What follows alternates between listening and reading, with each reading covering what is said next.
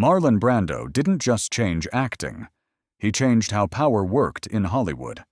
And then he spent the rest of his life fighting the industry he helped create.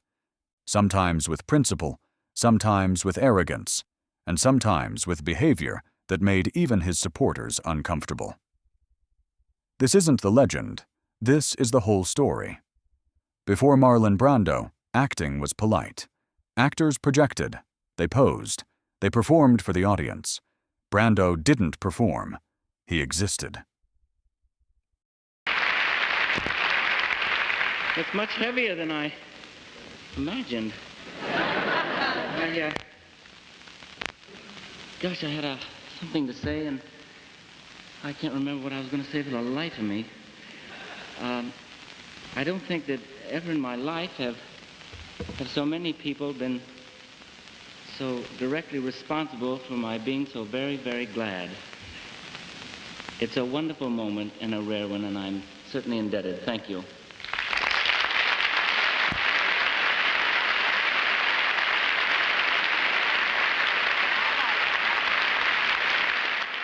Brando openly disliked Hollywood.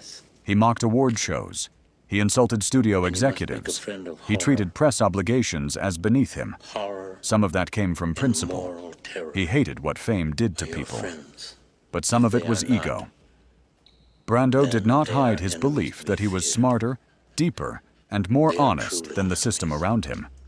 And when you believe that long enough, accountability starts to disappear. If you like this content, hit subscribe. This is where honesty matters. Brando had a documented history of unprofessional conduct on sets, confrontations with colleagues, lawsuits related to disputes and property conflicts. He was not a criminal actor, but he was often difficult, combative, and dismissive of boundaries. People who worked with him frequently described him as brilliant one moment, impossible the next. We've had two other people on the show who've worked with Marlon Brando, and I know you worked with him for a few days. And anything interesting come of that relationship? I must say, I don't say this to be vicious, but I don't worship at the altar of Marlon Brando because I feel that he's copped out in a certain way. He's no longer in the leadership position that he could be. He could really be inspiring a whole generation of actors and by continuing to work. But what happened is the press loved him whether he was good, bad, or indifferent, where people thought he was this sort of institution no matter what he did. So he doesn't care anymore, and I just think it would be sad to be 53, whatever he is, and not give a damn, that's all. I just think it's too bad that the man has kind of been forced into that hostility. Misunderstood genius. This was a man who believed rules did not apply to him. With a streetcar named Desire, On the Waterfront, and later The Godfather, Brando brought something Hollywood had never seen. Mumbling instead of clarity, stillness instead of exaggeration, emotional danger instead of charm. He wasn't acting like a character. He was acting like a human being. Every serious actor who came after him, De Niro, Pacino, Nicholson, built on what Brando unlocked. That part is undeniable. Brando knew what he was, and he knew what his talent was worth. Early success gave him leverage, and leverage changed his behavior. He began refusing direction, rewriting dialogue, showing up late, challenging authority publicly. Sometimes this resulted in brilliance. Other times it resulted in chaos. Studios tolerated it because the performances still landed.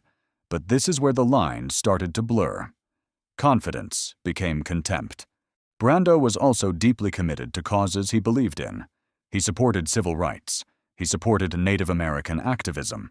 He famously refused his Oscar in protest. That was real conviction, not a stunt. But here's the uncomfortable truth. Brando sometimes used moral positioning as distance. Distance from criticism. Distance from responsibility. Distance from consequences. Both things can be true at the same time. As Brando aged, the industry changed. Studios wanted reliability. Schedules tightened. Budgets grew. Brando didn't adapt. He took roles for money. He memorized lines on cue cards. He gained weight, retreated from discipline, and lost interest in collaboration. This wasn't rebellion anymore. It was disengagement. Hollywood didn't exile him. It outgrew him. Brando's personal life was chaotic and painful. Family struggles, tragedy, isolation. By the end of his life, he was not the powerful figure who once commanded rooms. He was reclusive and surrounded by the consequences of a lifetime of pushing against everything, including himself. So was Marlon Brando a hero, a genius, a problem? The honest answer is yes. He changed acting forever.